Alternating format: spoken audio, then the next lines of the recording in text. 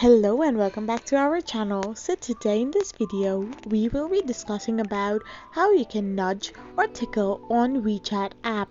So without wasting much of our time, let's dive into our video. So first of all you need to do is open your WeChat app by pressing on it on your home screen. So once your WeChat gets opened, you will end up in this kind of interface. Now you need to simply tap on the contacts option. So once you press on contacts, you can choose any of the contact you want to nudge.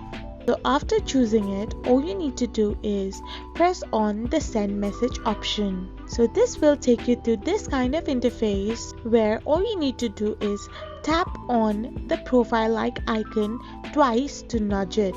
So when you press on the icon 2 times, you can nudge yourself as well as the other person as well. So I hope you found this video helpful, so don't forget to hit that subscribe button and do give us a thumbs up.